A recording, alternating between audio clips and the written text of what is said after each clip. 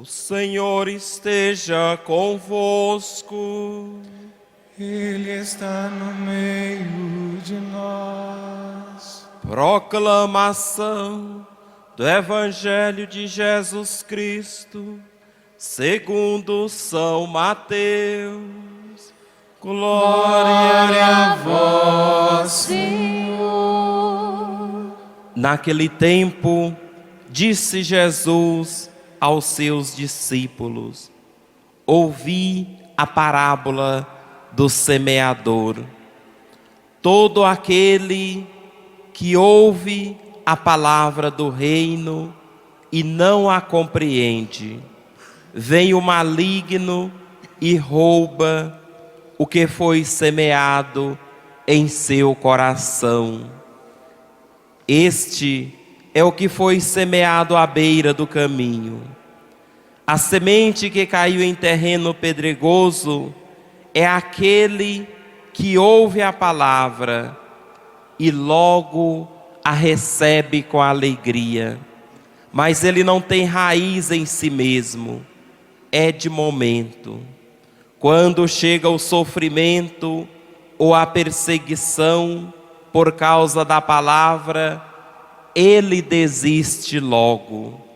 A semente que caiu no meio dos espinhos é aquele que ouve a palavra, mas as preocupações do mundo e a ilusão da riqueza sufocam a palavra e ele não dá fruto. A semente que caiu em terra boa é aquele que ouve a palavra e a compreende. Esse produz fruto.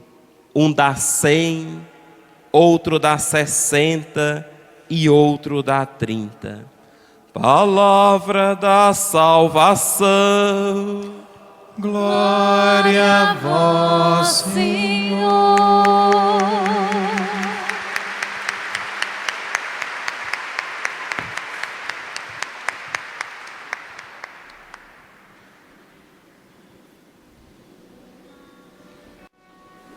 O Senhor nos guardará, qual pastor a seu rebanho, qual pastor a seu rebanho. O Senhor nos guardará, qual pastor a seu rebanho, qual pastor a seu rebanho.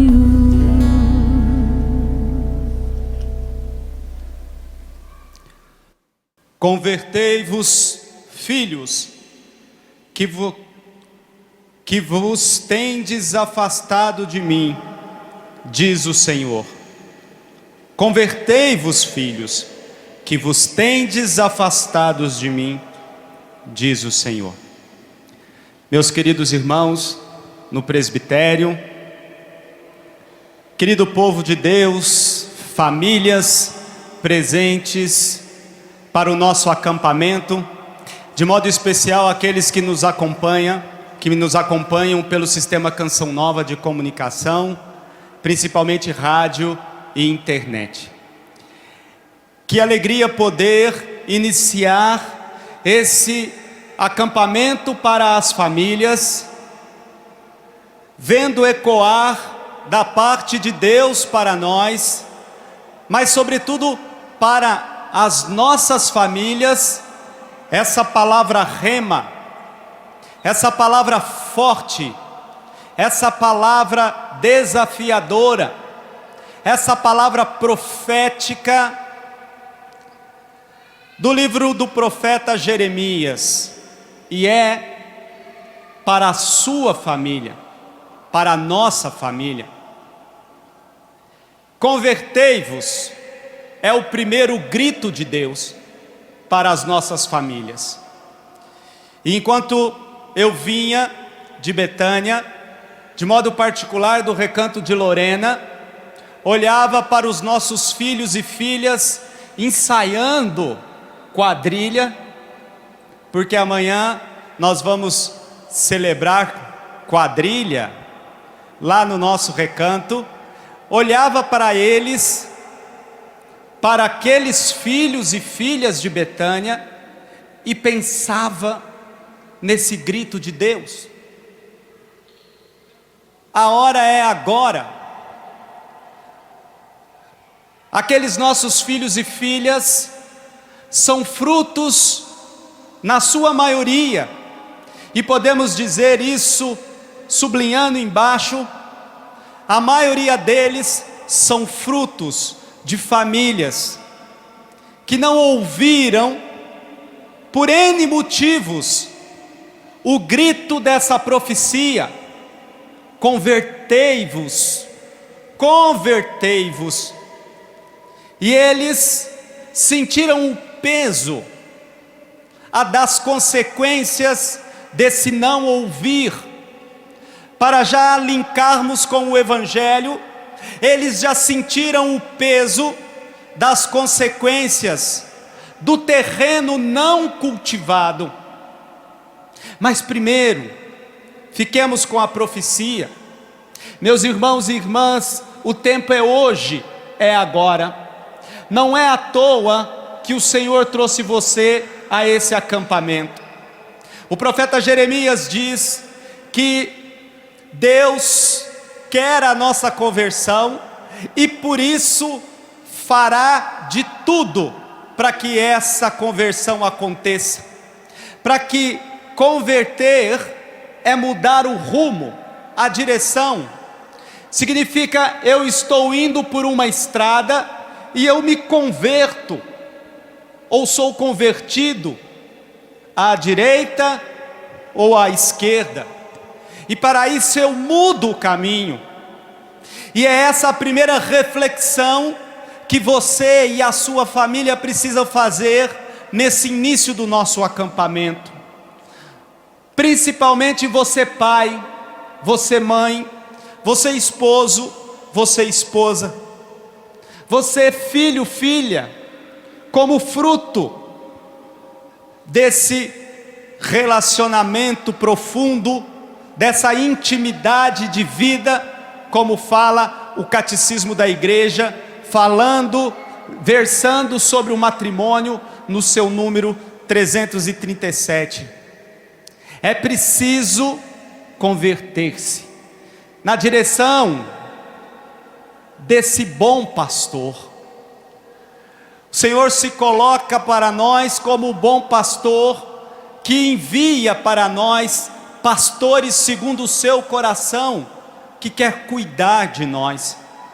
E não é isso que a igreja quer fazer? Não é isso que a igreja está fazendo? Não é isso que a Canção Nova está fazendo? Propiciando a você esse tempo especial, onde você pode largar os seus afazeres, a sua vida, deixar e vir aqui, para ouvir o grito do pastor. É o pastor disponibilizando através da igreja a oportunidade para que você faça esse caminho de conversão. E irmão e irmã, o caminho é agora, porque nós vivemos num momento onde nossas famílias são bombardeadas de todos os lados, de todos os meios. Deixa que a voz dos bons pastores, sim, porque a igreja é o eco desses bons pastores suscitado pelo coração de Deus, para que você e sua família seja cuidada. Há uma parte que você terá que fazer, e o Evangelho falará disso, nas duas dimensões, de acolher a semente, que é a palavra de Deus, mas de também você aprender a semear, tornar-se semeador. Mas vamos deixar primeiro que esse grito de conversão fale a nós. Olha o que a igreja, eco dos bons pastores suscitados pelo coração de Deus, tem a dizer para você. Preste atenção. Eu preciso ler para ser fiel àquilo que a igreja quer dizer?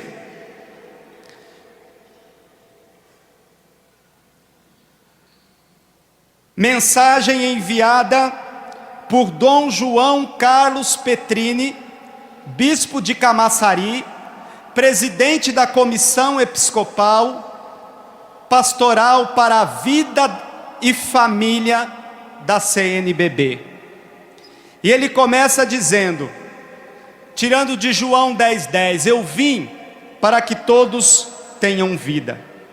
Durante a última Assembleia Geral da CNBB, ao comentar a decisão do Supremo Tribunal Federal relativa à legitimidade do aborto de crianças portadores de anencefalia, foi decidido que a Comissão Episcopal Pastoral para a Vida e Família iria elaborar, com a participação de todo o Conselho Pastoral da CNBB, uma proposta para responder aos desafios que estão cada vez mais presentes na nossa sociedade atual.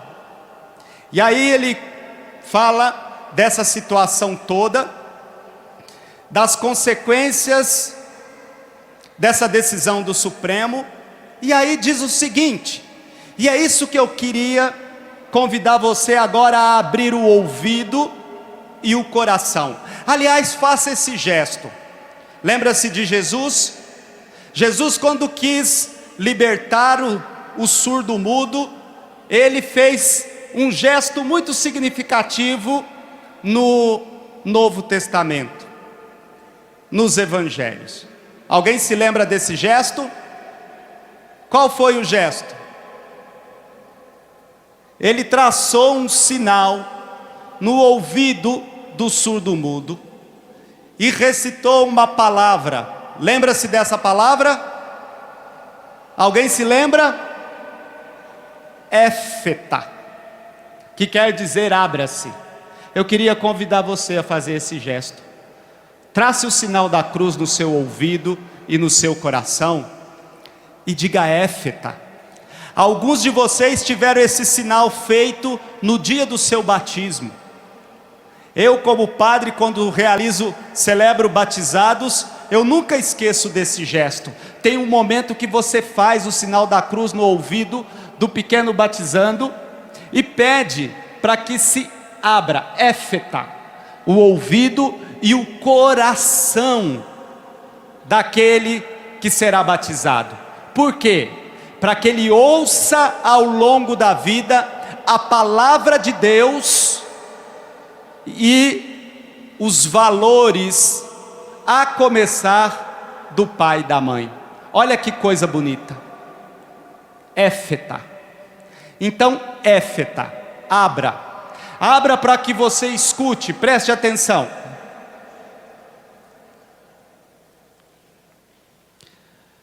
De fato, não é suficiente nos dias de hoje apenas evitar a aprovação de leis contrárias à vida e repetir normas que proíbem ações contrárias ao Evangelho. Mesmo sem essas leis, a vida humana, preste atenção nisso, e a vida humana que deve ser defendida pela família, a vida humana é cotidianamente ferida, todo dia ela é atacada, dizem os nossos bispos. Por outro lado, nossa tarefa de cristãos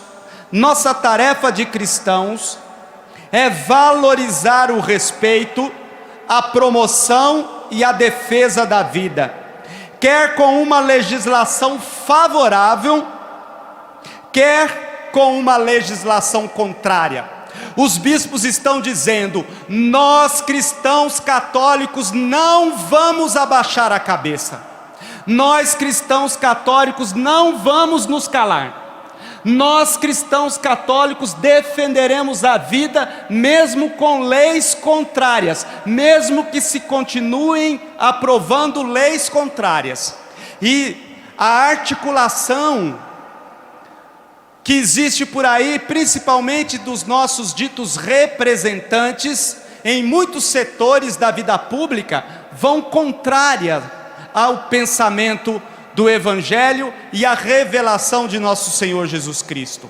Mas nós, cristãos católicos, nós não nos calaremos. Por quê? Porque o nosso compromisso é com Jesus Cristo e com a vida. Com quem é o seu compromisso? Com quem é o seu compromisso de família, de pai, de mãe, que veio hoje a esse acampamento, que nos ouve agora? Nós não nos calaremos.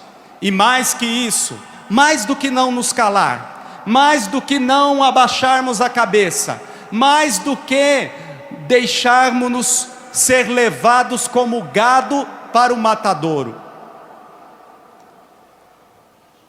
somos chamados a despertar. Preste atenção, porque é esse o convite que Deus nos faz através do grito de conversão.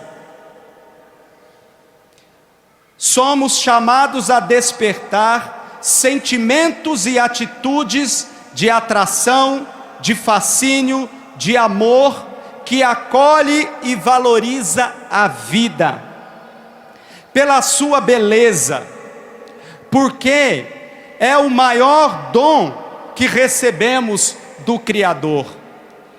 Nós temos que ajudar a despertar lá no seio da nossa casa, da nossa família, sentimentos favoráveis em relação à vida, defender a vida. Defender a vida significa defender o ser humano, defender os valores que nos fazem, antes de tudo, família. E aí os bispos começam a relatar, e eu não vou ler, começam a relatar várias situações presentes no nosso país hoje, que ferem a vida, que ferem a família.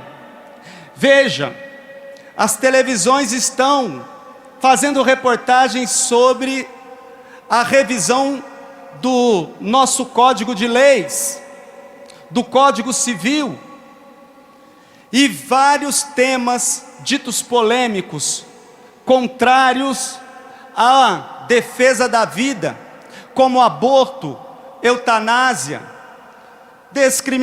descriminalização das drogas, situações que vão contra a família, o sentido de família cristã, situações que põem em risco a defesa das minorias, e tudo mais que vão sendo trabalhados na surdina, na calada da noite, estrategicamente, para que nós vamos nos convencendo de que a onda está certa, de que o mundo está certo, e a palavra de Deus não tem mais chance, não tem mais lugar. E depois de relatar tudo isso, os bispos vão dizer, continuando: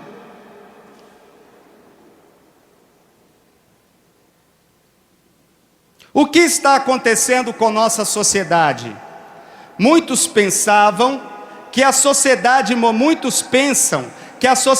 moderna não precisa de Deus, não precisa de religião, que as novas gerações podem realizar-se e conseguir sucesso e bem-estar mais rapidamente, se ignorarem a luz de Cristo, a sabedoria do Evangelho, e ignorando também o ideal de vida fraterna, a caridade, o respeito ao outro, o respeito à vida do seu nascimento até a morte, o respeito à vida na velhice, o respeito à vida ainda no útero. Foi desvalorizando o entendimento segundo o qual a vida se encontra realizado e felicidade, fazendo-se dom sincero de si para o bem e a felicidade dos outros, até com o sacrifício daquilo que é mais sagrado na palavra de Deus: a família, a vida consagrada, a vida dos irmãos e a vida como um dom e dignidade.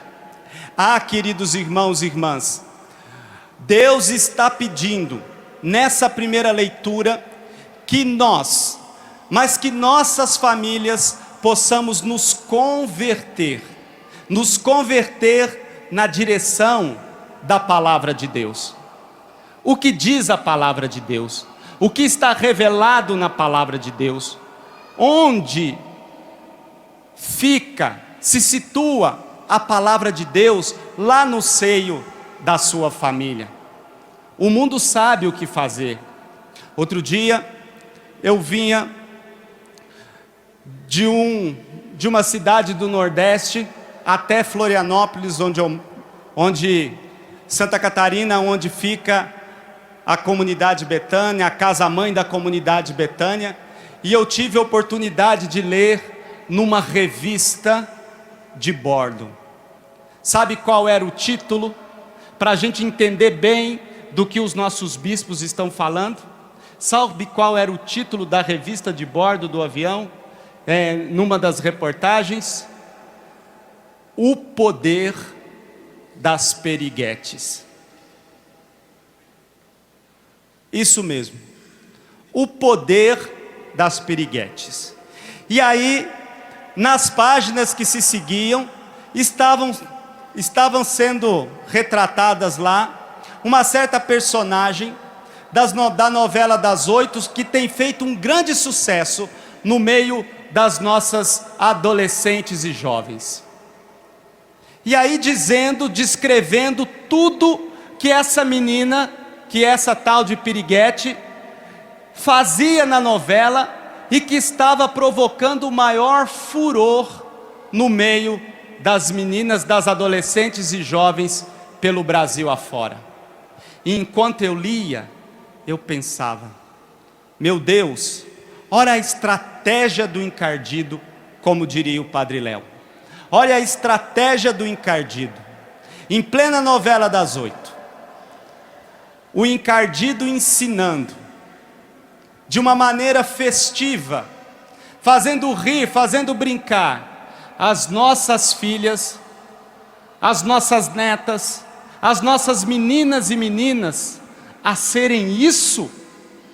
Eu pensava, porque a descrição naquelas revistas me fizeram lembrar da minha infância, do meu tempo de menino pequeno lá no interior de Minas Gerais. E se uma menina, na minha época, vivesse metade do que essa tal de piriguete viveu ali, não era bem o nome de piriguete que ela ia receber. Eu só não falo para vocês, porque só de pensar eu corro o risco de ficar vermelho aqui nesse presbitério. Se fosse o Padre Léo, talvez até diria, mas eu corro o risco de ficar vermelho aqui só de pensar o nome ou os nomes que essa menina receberia lá na minha cidade, no interior de Minas. E no entanto, hoje é apresentada como modelo para suas filhas e filhas, modelo para suas netas. E eu fico pensando, sabe, outro dia eu estava constatando uma coisa muito interessante a partir dos filhos e filhas de Betânia. Vocês se lembram, tem muitos avós aqui? Muitos avós? Quem é avô, avó, levanta a mão. Olha que beleza. Há um tempo atrás se dizia assim: mãe educa e avó? Mãe educa e avó estraga, deseduca. Verdade ou mentira? Mentira. Grande mentira. Sobretudo nesses tempos que se chama hoje, uma das coisas que a gente constata, principalmente junto dos filhos e filhas de Betânia, é a quantidade de vovô e vovó. E ontem, no dia do avô e da avó, eu me lembrava disso, no dia de Santana, minha padroeira de cidade de origem, lá em Lavras, Nossa Senhora Santana, eu me lembrava disso. Hoje, em muitas casas, em muitas famílias, a avó, o avô, mas sobretudo a avó, não só educa, como salva. Não só educa, como salva. Porque muitas e muitas vezes, lá dentro das nossas casas, as novas gerações já foram de tal modo tão corrompidas e tão engolidas por essas estratégias dos meios de comunicação, que vão ao encontro do primeiro capítulo da carta aos Romanos, que diz assim: dias virão em que se contarão mentiras como se fossem verdades, e que se acreditarão nessas mentiras. Esses dias chegaram, e aí às vezes, lá dentro da casa, o único contraponto que tem é aquela avó, é aquele avô que continua firme nos valores cristãos, que continua acreditando no Evangelho, que continua ouvindo a voz da igreja, que continua rezando o seu terço, que continua rezando pelos seus filhos, pelas suas filhas, que continua rezando pelos seus netos, que continua levando a neta para a missa, que continua levando o neto para a igreja, que continua contando histórias bíblicas para eles, insistindo, enquanto os pais perderam o referencial. Verdade ou mentira? Em muitos lares é assim. Em muitos lares. E o Senhor está dizendo nessa primeira leitura: chega, é hora de conversão, porque os bons pastores, segundo o coração de Deus, não se calarão. A canção nova não se calará. A canção nova continuará profetizando, através de todos aqueles que vêm aqui, valores que não passam, valores que não passam. Você assistiu o espetáculo que foi o PHN desse final de semana? Assistiu o espetáculo que foi? Não pelas pessoas que passaram por esse presbitério, mas por aquela multidão de jovens. Hoje eu ouvi a boca miúda aqui, se eu tiver errado vocês me ajudem. Eu ouvi a boca miúda que passaram por esse solo sagrado, por esse território eucarístico, cerca de 250 mil pessoas. Imagine 250 mil jovens dizendo que eles não têm a última palavra, que a igreja não se calará, que a igreja não se calará.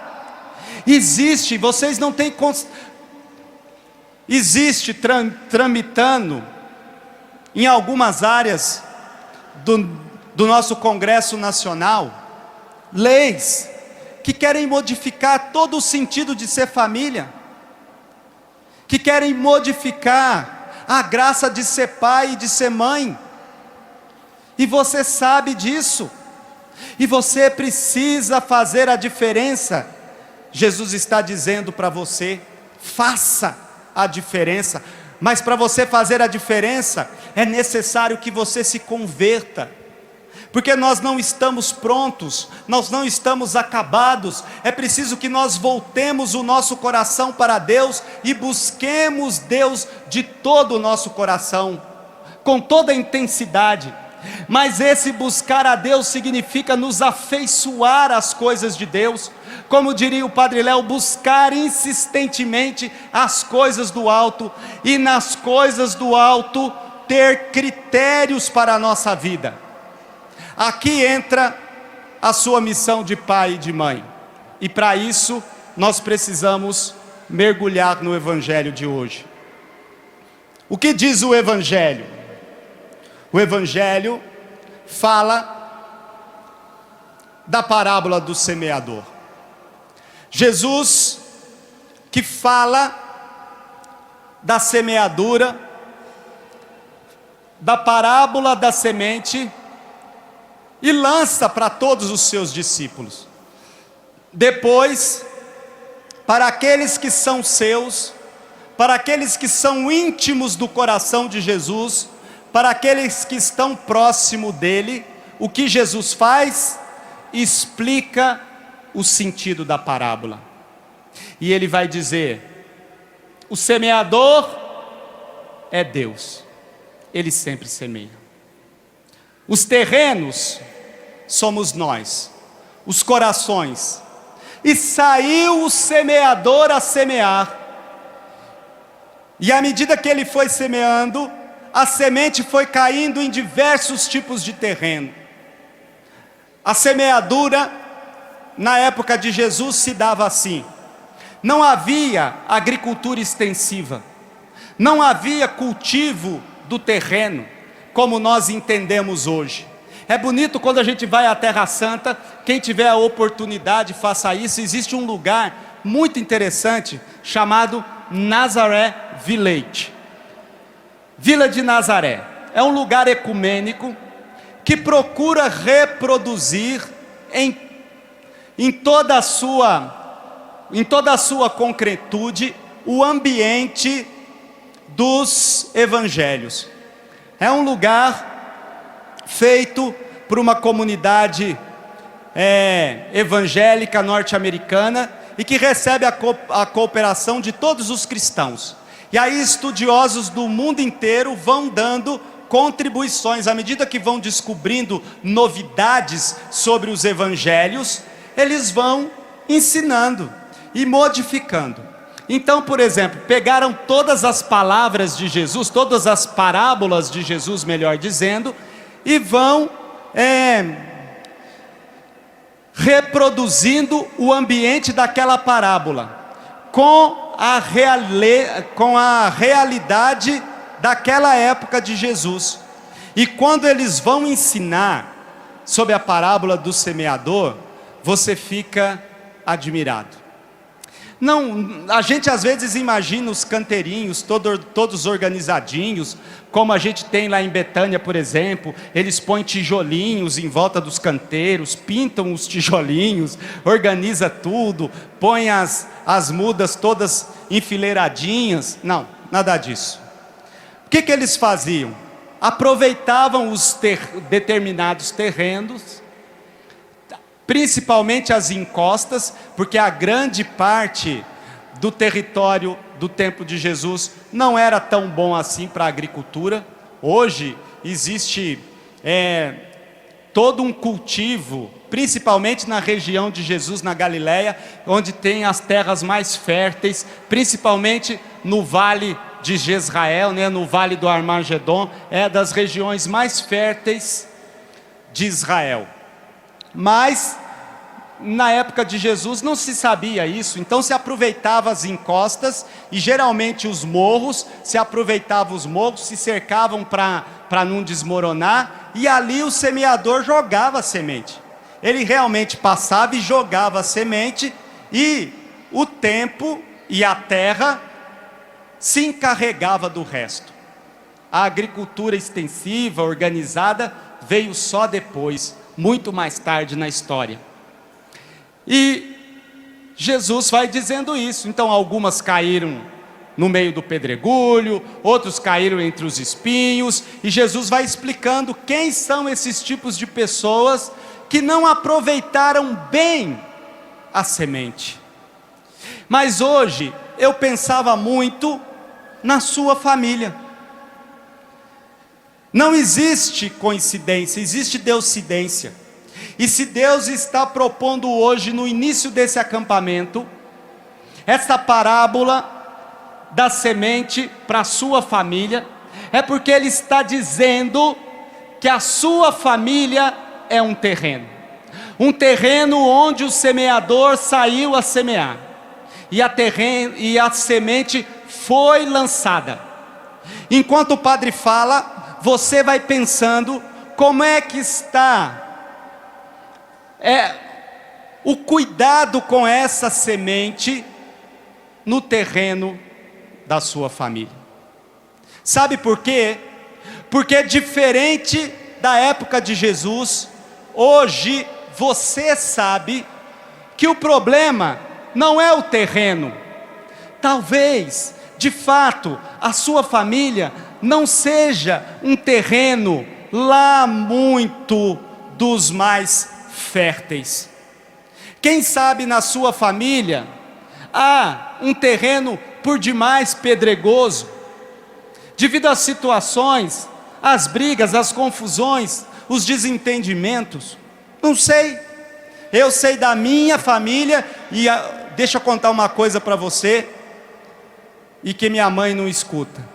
A minha já dá trabalho suficiente.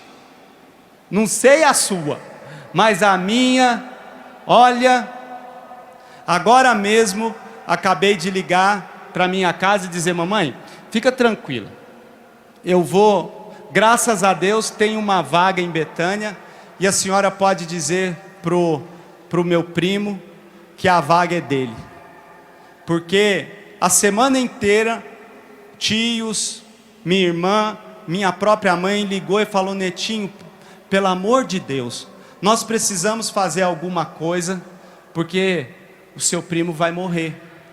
E se não morrer por causa da erva daninha que o encardido semeou, chamado droga, ele vai morrer na frente da polícia, ou então nas mãos dos traficantes. E ele acabou de perder a mãe dele, não tem 2 meses, Netinho. Nós precisamos fazer alguma coisa. Para quem não sabe, Netinho é esse padre que vos fala, viu? Lá é Netinho ainda hoje, e pelo jeito, enquanto a dona Célia estiver viva, vai continuar Netinho ainda, né? É assim que eles me chamam em casa. E a mãe, eu falei: mãe, eu vou ver como é que está a vaga tal, e graças a Deus hoje saiu a vaga. Então eu sei a situação da minha família, as lutas, as dificuldades, os problemas. Não existe família perfeita, eu já disse isso várias vezes nos acampamentos aqui de família. Existe a sua família, a minha, existe a nossa família. O terreno, Deus sabe o terreno da nossa família, mas Deus sabe também que, diferente do tempo de Jesus, hoje você tem consciência absoluta de que é possível cultivar o terreno. O Padre Léo dizia assim: o problema, porque lá em Betânia dava muito mata-pasto no morro, muito mata-pasto no morro, bem no meio do nosso pasto, né? Então dava muito mata-pasto, e os filhos viviam reclamando: padre, esse terreno é ruim demais, dá muito mata-pasto aqui, dá muita planta ruim para o gado. E aí o Padre Léo dizia: filho, o problema não é o mata-pasto, o problema é a preguiça. O que mata o pasto não é o mata-pasto, o que mata o pasto é a sua preguiça. Pega a enxada e vá tirar. E aí de vez em quando a gente olha lá para o pasto e lembra do Padre Léo falando: o problema não é o matar-pasto, o problema é a preguiça. E de alguma maneira Deus está dizendo isso para nós nesse início de acampamento. O problema não é o terreno da sua família, não é. Ele está dizendo na primeira leitura: eu enviarei pastores segundo o meu coração, eu cuidarei, eu chamarei a mim, eles se converterão, voltarão para Jerusalém, estarão cuidados. Você ouviu a igreja através dos nossos bispos dizendo que eles não descansarão, que nós não descansaremos, que nós continuaremos a luta pela vida, pela sua família, que a sua família tem a missão. Você ouviu, é Deus dizendo. E saiba, cada dia eu aprendo mais a partir das lutas de Betânia, das dificuldades que enfrentamos em Betânia. Está aqui a minha família Betânia comigo, meu filho, meus futuros consagrados, né? Família dando a vida, o casal Rejane e Ulisses leu aqui para vocês a primeira leitura, um casal que está cada vez mais crescendo no coração Betânia, vivendo um coração Betânia para acolher filhos e filhas como o próprio Cristo que vem até nós. Nós sabemos das nossas lutas, mas cada dia mais Deus vai nos ensinando. Deus não nos desampara. Deus cuida de nós. Deus pode. Deus chega aonde eu não posso chegar. Deus vai aonde eu não posso ir. Deus alcança o que eu não posso alcançar. Ele pede para que o primeiro movimento seja nosso, que a gente creia, porque a semente foi semeada, e ela é sempre semeada. A parte de Deus Ele sempre faz, Ele semeia, mas nós precisamos cultivar. Como está o cultivo da semente na sua casa? Como está o cultivo da semente na sua família? Como está o cultivo da semente junto dos seus filhos? Deus está perguntando para você. Como está o cultivo da semente junto do seu matrimônio, esposo e esposa? Amanhã, na primeira pregação da manhã, nós vamos conversar sobre a intimidade do casal. Eu, Padre Vicente, estarei conversando com vocês sobre a intimidade do casal, sobre o diálogo, sobre aquilo que sustenta a família. Sabe por quê? Porque os seus filhos aprenderão a graça de ser família, os seus filhos sentirão no coração o desejo de continuarem aquilo que vocês lhes ensinaram, se vocês tiverem entre vocês a graça da intimidade, dessa intimidade que vem de um diálogo de partilha, de um diálogo que desnuda a alma um do outro, que faz com que um ou outro seja cada vez mais presente na vida do outro, que faz com que vocês se tornem um só coração e uma só alma. É assim que os seus filhos aprenderão, é assim que eles sentirão segurança, é assim que eles terão equilíbrio afetivo, sexual. Parte disso, dessa missão de pai e de mãe. Então, como está o terreno aí no seu relacionamento marido e mulher, nessa intimidade de vida? Deus está te perguntando. E para que isso aconteça, é preciso que você tenha absoluta certeza de que há uma parte que só você pode fazer. Se o semeador sai a semear, e ele semeia no terreno da sua vida, ele quer que você trabalhe o terreno. Por isso o grito de conversão. Como é que trabalha esse terreno? Como está o seu contato com a palavra de Deus, a semente? Vocês têm lido a palavra de Deus? A palavra de Deus tem lugar. Cadê a sua Bíblia? Erga a sua Bíblia. Está aí a sua Bíblia? A palavra de Deus é o alimento da sua família. A palavra de Deus tem sustentado você. Vocês leem essa palavra juntos, marido e mulher? Vocês leem essa palavra junto? Vocês rezam essa palavra? Isso é impressionante. Católico nesse ponto é uma vergonha. Católico lê de tudo. Comigo, contigo, conosco, com todos nós, tudo quanto é revista de fofoca, mas palavra de Deus tem tanta dificuldade, cria tanto empecilho. A palavra de Deus é semeada, mas é preciso que você vá ao encontro dela, que você abra, você reza junto, você pede o Espírito Santo, você lê com os seus filhos. Há pouco eu estava, antes de vir para cá, vendo a abertura das Olimpíadas. Uma das coisas que mais me emociona na vida, eu acho, é a abertura de Olimpíada. Eu acho um momento especial. Lembra a minha infância, lembra um monte de coisa. Me lembro, ai meu Deus, como eu sou velho. Me lembro da Olimpíada na antiga União Soviética. Muitos aqui nem lembram que esse país existia. Me lembro daquele ursinho feliz na abertura e chorando no final. Me lembro de várias aberturas de Olimpíada. E na de hoje, sabe o que passou? A tradição dos ingleses com livros infantis. Eles produzem de tudo, tudo quanto é livro de bruxa, tudo quanto são os Harry Potters da vida. Quem apresentou esse momento foi a autora de maior sucesso no mundo, a autora da série Harry Potter, que ensinou todo mundo a acreditar em bruxa e bruxinha, vendeu mais de 400 milhões de livros no mundo, e ela lendo, sabe o que?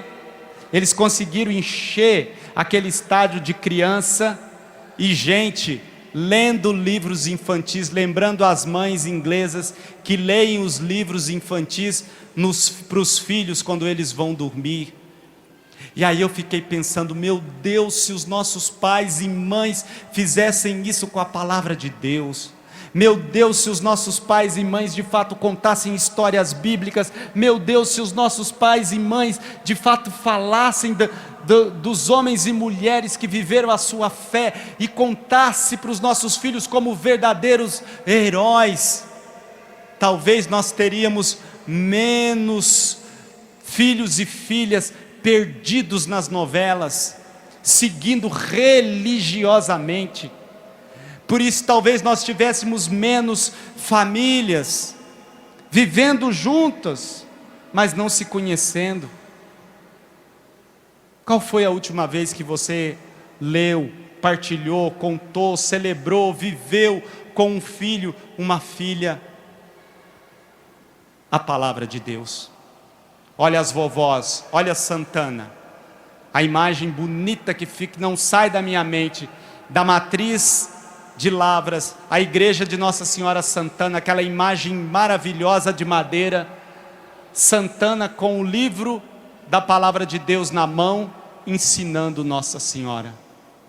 Nossa Senhora não se tornou a mulher que Deus escolheu do dia para a noite.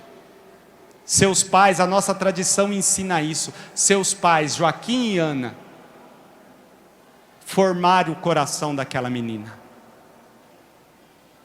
É isso que Deus está dizendo. A palavra é sempre semeada.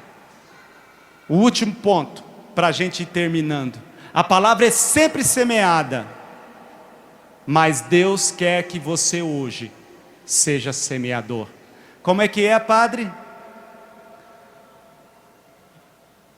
Não nos preocupemos com a colheita, estaremos sempre semeando. O padre partilhava isso agora quando a gente entrava, que uma das coisas que fica no coração dele foi a partilha de um bispo, de um amigo, de um bispo parece, né? Que disse para ele: padres, não nos preocupemos com a colheita, a nossa tarefa é semear. Pais e mães, a sua tarefa é semear.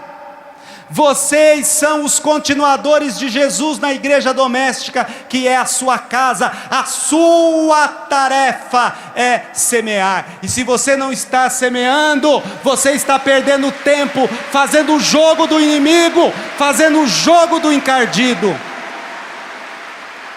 A sua tarefa é semear. E é preciso semear, porque o que você semear como pai e mãe, desde a mais tenra idade vai ficar. Quer ver, meus queridos?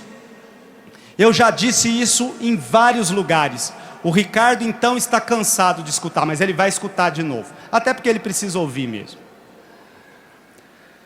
Eu fiquei extremamente tocado com um fato que aconteceu há algumas semanas atrás, e que de certa forma foi noticiado no Brasil inteiro.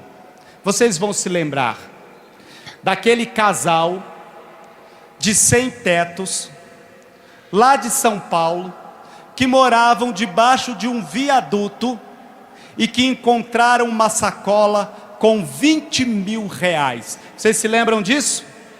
Lembram? Veja, gente, um casal sem teto, irmão e irmã de rua, que acharam 20 mil reais. Veja, isso me comoveu por vários motivos. Me comoveu porque eu vi ali um filho e uma filha de Betânia exercitando algo que eu de fato acredito. Não sei se para vocês, mas tem muita gente que não acredita nos filhos e filhas de Betânia, porque acha que eles não têm mais jeito. Quantas vezes eu, como padre, ouvi isso: padre, olha, vou ser muito sincero com o senhor, se o senhor cuidasse de criança, se Betânia cuidasse de criança, cuidasse de escola, fosse só o Seju, e graças a Deus hoje nós temos escola, porque uma das dimensões do carisma de Betânia é a prevenção. Prevenção é chegar antes, e chegar antes é pela educação. Então hoje lá, no lugar que o Padre Léo deixou, nós hoje temos uma escola que atende quase 100 crianças gratuitamente, já de educação infantil, já vivendo a primeira série do ensino fundamental, e aos pouquinhos a gente vai gradativamente aumentando, e o eixo educativo da escola é o brincar e os valores que nós acreditamos. É uma escola que já ganhou prêmio por causa da brinquedoteca, que começa a despertar a admiração de educadores do Brasil inteiro. Semana que vem nós teremos um simpósio com o educador, e estará lá o educador Celso Antunes, referendando e dizendo o quanto ele acredita no trabalho feito no Seju, a escola deixada pelo Padre Léo. Para nós é um presente, uma graça de Deus, esse primeiro simpósio de Betânia, lá em São João Batista. Mas vejam, então eu sei o quanto esses filhos e filhas de Betânia que não estão conosco, nas ruas muitas vezes são invisíveis. Invisibilidade social mesmo, como existem aí teses de mestrado dizendo que os nossos olhos, muitas vezes olhos de católicos, se fecham a essa realidade, e a gente finge que essas pessoas não existem, deixa de lado, foge, fecha o carro, fecha o vidro do carro, não quer se envolver, esquece que são gente, esquece. Então, só por isso eu já fiquei contente. Fiquei contente pela dimensão ética, do gesto desses sem teto, desses irmãos e irmãs de rua. Veja, gente, num país onde o trato do dinheiro, sobretudo do dinheiro público, é tão malfadado, onde nós temos situações de roubalheira que nem escandaliza mais, porque parece que o gesto desses sem teto são exceção à regra, porque a regra é fazer o contrário, é roubar. Num tempo em que a gente tem que conviver com mensalões, cachoeiras, cascatas, com tudo quanto é coisa, um gesto como o desse sem teto, de fato mexe com a gente, porque significa honestidade, significa caráter. Eu fico me lembrando das falas do meu pai, da minha mãe: não mexa no lápis do coleguinha, devolve, se não é seu, devolve. Coisas que a gente aprende no berço.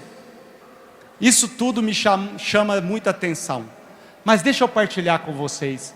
Sabe o que realmente me tocou no gesto desses dois sem teto? Uma dessas TVs abertas, querendo fazer sensacionalismo, porque isso não é de graça, foi ao encontro deles, do rapaz, e disse assim: o que você gostaria de ganhar? Você fez um gesto tão nobre, devolveu 20 mil reais, o que você gostaria de ganhar? Sabe o que o rapaz disse para a televisão? Não quero ganhar nada não, eu só quero uma coisa: que o meu pai possa ver pela televisão que o que ele me ensinou, eu aprendi.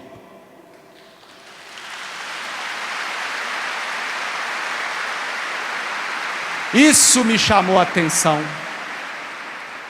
Isso me chamou a atenção, sabe por quê?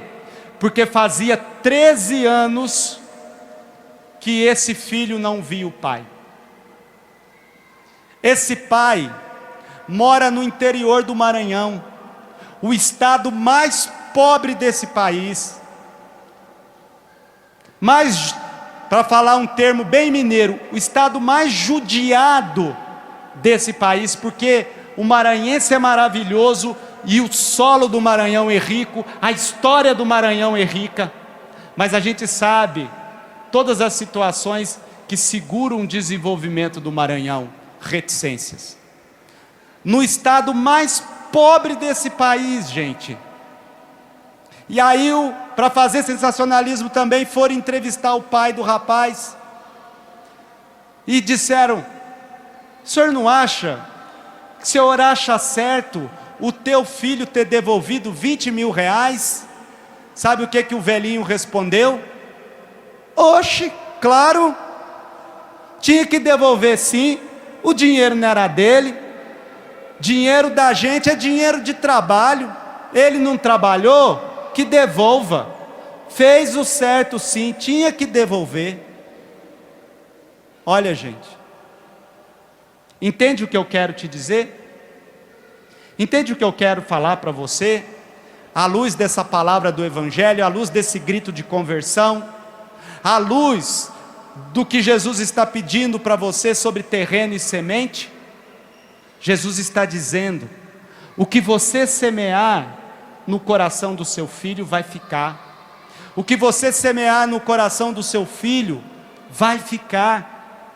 Então semeie aquilo que Jesus te pede, porque se você não semear, o coração humano não veio a essa terra para ficar vazio.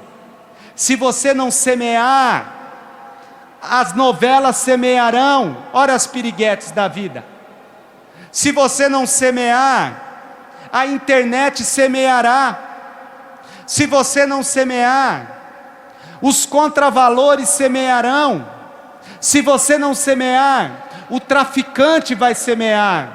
Se você não semear, as más companhias semearão. Tem um lugar que só você ocupa. A minha mãe está cada dia mais doente. A gente está sentindo, e de vez em quando a gente discute lá em casa, a gente está sentindo que a mamãe está ficando cada dia mais debilitada, por uma série de razões. E conversando outro dia com a minha irmã, sabe qual o sentimento que vem no coração da gente? A gente começa a sentir saudades de certas falas da mãe, a gente começa a sentir vontade de ouvir e ver ela brigando com a gente começa a sentir vontade daquelas lições que ela dava, porque a baixinha, quando erguia o dedo, a gente já sabia. A gente começa a sentir saudade do que ela ensinava, falava, e a gente começa a sentir o sabor e o valor daquilo que ela plantou dentro de nós. O que pai e mãe planta, se for plantado com verdadeira vontade e decisão, fica. Ninguém aqui vai se lembrar dos presentes caros, ninguém vai se lembrar das roupas chiques que ganhou do pai e da mãe, ninguém vai se lembrar do material que foi dado ou de coisa que o valha. Vai se lembrar, vai sentir falta, vai trazer consigo para o resto da vida aquilo que aprendeu no colo e aquilo que foi transmitido como ensinamento, como bem, como valor que não passa. Pode ter certeza disso. Para terminar,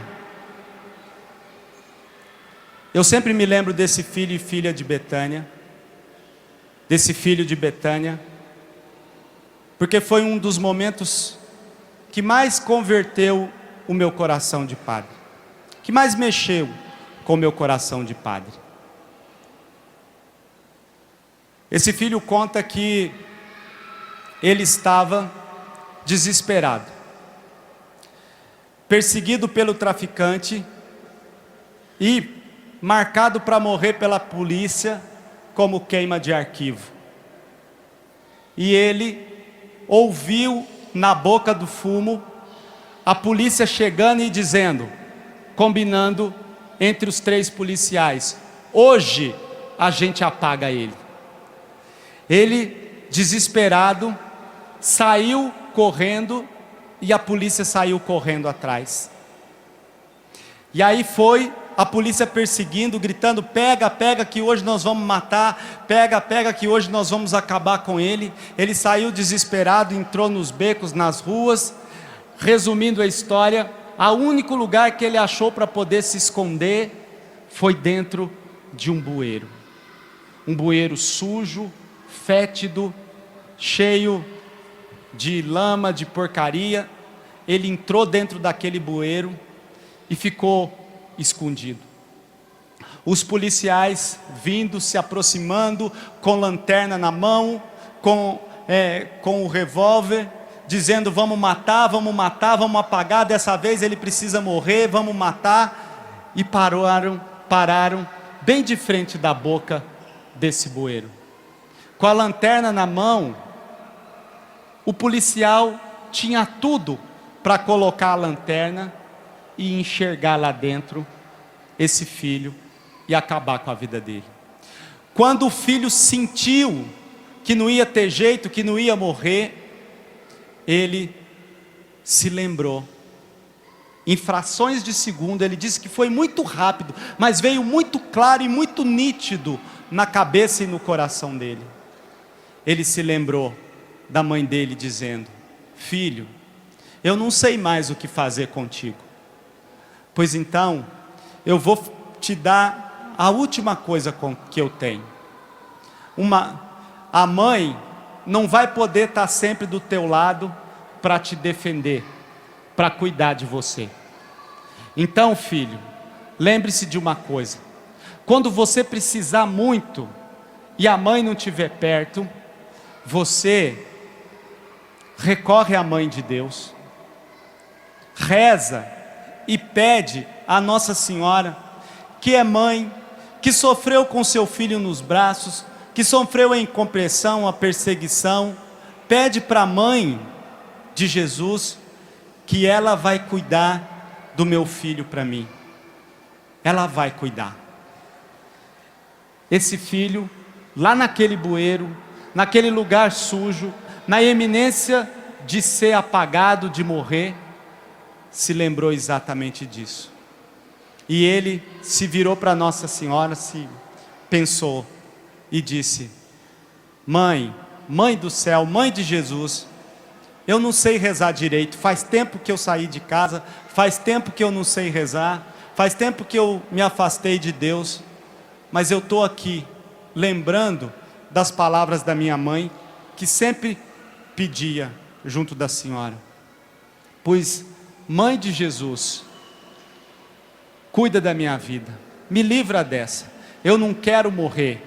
Eu prometo, mãe, que se eu conseguir livrar da minha vida, salvar a minha vida, eu vou dar um outro rumo a ela, porque eu não aguento mais. Eu estou agora me lembrando de todo o sofrimento que eu fiz, que eu causei na minha mãe. Mãe de Jesus, me salva. Diz que quando ele acabou de pronunciar algumas palavras assim, os policiais pararam na boca do bueiro. Diz que passaram a lanterna em tudo quanto é lugar. Ele sentiu a luz da lanterna no rosto, na cara, fechou os olhos e falou assim: meu Deus, eu vou morrer. Segurou os lábios para não gritar, sentiu a luz da lanterna queimando. Os policiais olharam, viraram de um lado, viraram do outro, não viram nada. Escutou quando um disse: aqui ele não está, vamos embora. Deu meia volta e saiu. Diz que ele, ali mesmo, caiu de joelho naquele bueiro sujo, fétido, e agradeceu a Deus e a Nossa Senhora a graça da libertação e da vida nova.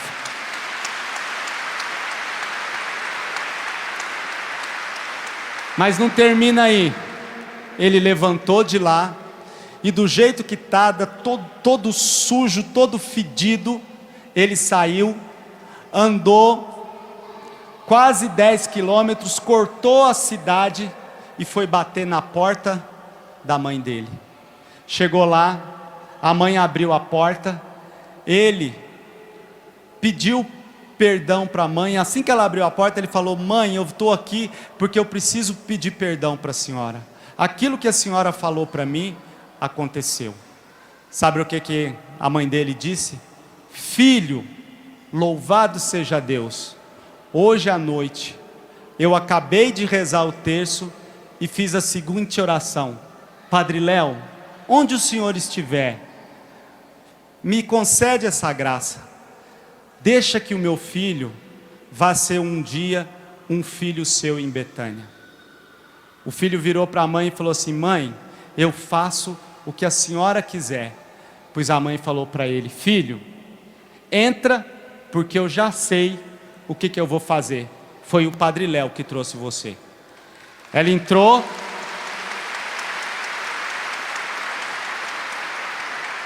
ele entrou, a mãe deu banho, cuidou. Eu fico imaginando Nossa Senhora cuidando do corpo de Jesus depois da crucifixão. A mãe foi, deu banho, cuidou, fez a comida que ele gostava, pôs para dormir. No outro dia de manhã, acordou, não disse nada, falou: junta a mochila, porque você vai embora agora. Mas vou para onde, mãe? Vem comigo.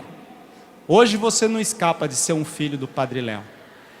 E levou ele para um dos nossos recantos. Sem saber se tinha vaga, sem ligar, sem nada, ela bateu lá, chegou num dos nossos recantos, contou o caso para uma das nossas consagradas. A consagrada disse assim: minha senhora, vaga eu não tenho, mas diante do pedido de Nossa Senhora e dessa ordem do Padre Léo, pode deixar ele aí, que ele vai ser um filho nosso.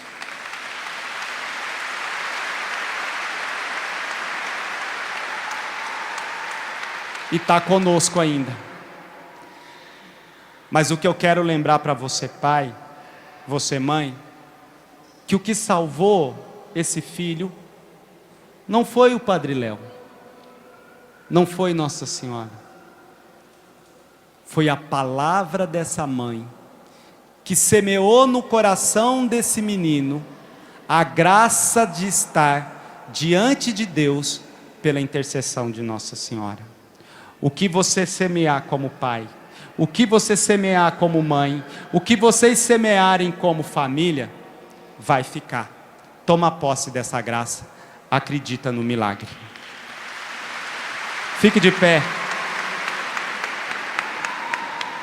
Eu quero terminar esse momento.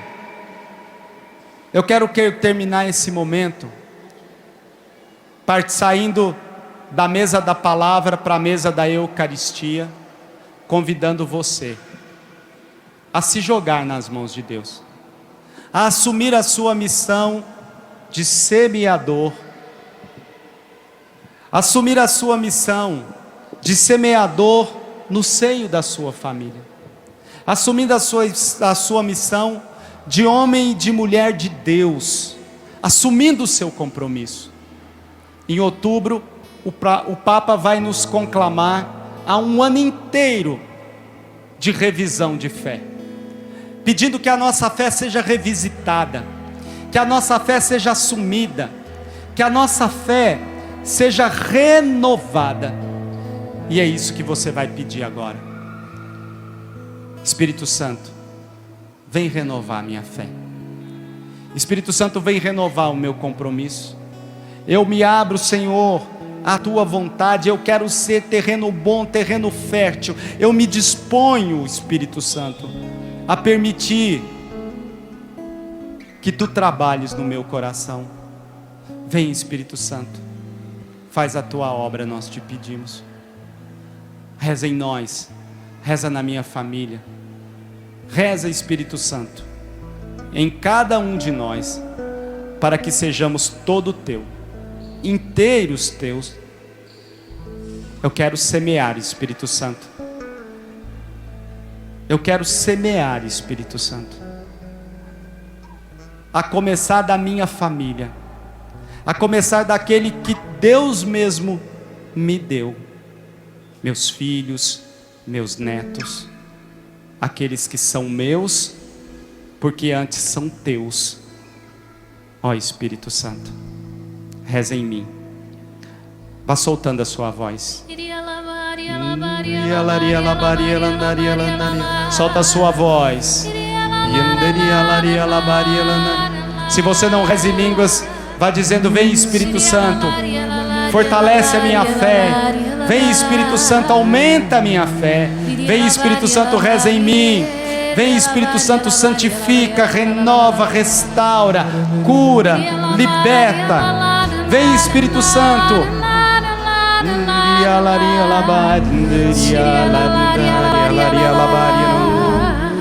Erga o seu braço e você pode estendendo o seu braço como quem precisa, como quem necessita desse Espírito Santo.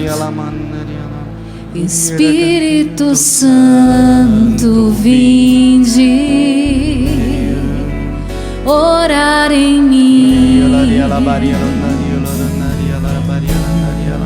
Espírito Santo, vinde falar em mim.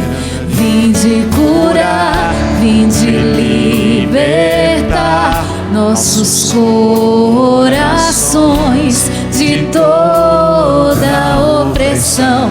Vinde transformar, vem incendiar, traz fogo do céu neste lugar. Ergue seu braço e canta, incendeia, incendeia a minha alma, incendeia a minha alma, incendeia a minha alma, Senhor.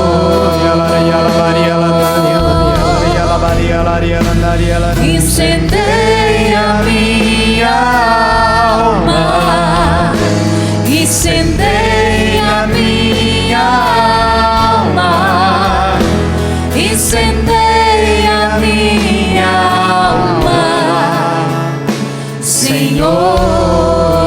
Vinde curar, vinde curar, vinde libertar nossos corações de toda opressão.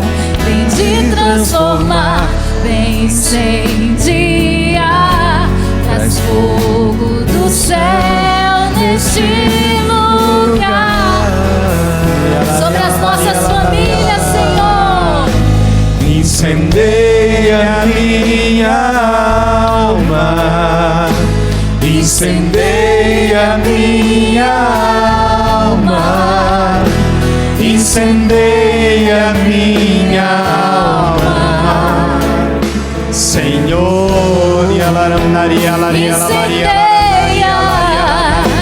Incendeia a minha alma, incendeia a minha alma, incendeia a minha alma, Senhor.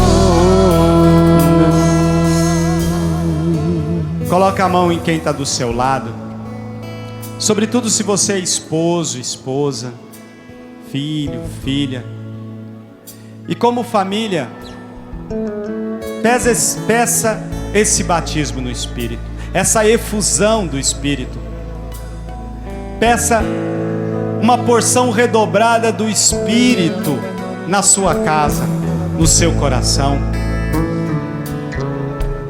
Peça que esse Espírito Santo venha fortalecer vocês como família, para que Ele possa mostrar aonde você precisa cultivar o terreno, Quais são as pedras que você precisa tirar desse terreno para que ele seja um terreno fértil, para que ele dê frutos conforme a vontade de Deus? Não importa quantos frutos, isso não importa para Jesus, se 30, 60, 90, não importa. O importante é que dê frutos. Então que esse Espírito Santo venha tirar todos os empecilhos, que esse Espírito Santo venha quebrar todo o desamor, toda a falta de carinho, de afeto, de cuidado, toda a falta de perdão entre marido e mulher, todo o distanciamento de pais e filhos.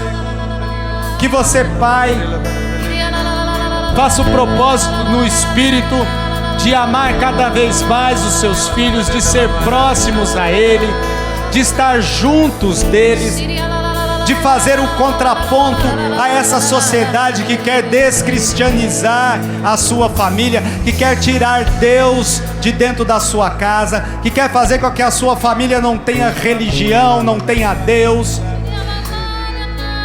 Que você faça agora, no poder do Espírito, tome a decisão de não permitir que a televisão ocupe o lugar de Deus na sua casa, que as novelas ocupem o lugar de Deus na sua casa. Que você, no poder do Espírito, tome a decisão de não permitir que nada nem ninguém roube você da sua família, tire você do seu lar. Que você possa pedir agora pela conversão dos seus filhos, pela conversão do seu esposo, pela conversão da sua esposa. Que os seus filhos distantes voltem para o seio da família, para a sua casa, para o seu lar. E que, sobretudo, você tome a decisão de tornar-se semeador da palavra de Deus, semeador de valores que não passam. E se você precisar romper agora com qualquer pecado, com qualquer vício, agora é a hora de tomar a decisão. Que em nome de Jesus e na força viva do Espírito caia por terra todo pecado, todo vício, toda dependência química, todo espírito de maldição, todo adultério, todo ódio, todo rancor, toda mágoa, todo ressentimento seja afastado do seu coração e da sua família, em nome de Jesus e na força viva do Espírito. Que essa porção redobrada do Espírito traga você para mais perto de Deus, faça você viver inteiro a sua vida com Deus, porque é isso que você vai colocar agora no altar do Senhor, para que seja transformado com o pão e o vinho. Que assim como esse pão e esse vinho será transubstanciado, a sua família seja transformada, o seu coração seja transformado. Obrigado, Senhor. Vai agradecendo, Senhor. Obrigado. Bendito seja, Senhor. Glorificado seja, Senhor. Trace o sinal da cruz no seu esposo, na sua esposa, nos seus filhos. E juntamente com o pão e o vinho, vamos colocar sobre o altar do Senhor o nosso desejo de ser terreno fértil e ao mesmo tempo semeadores da palavra de Deus dentro da nossa casa, dentro do nosso lar.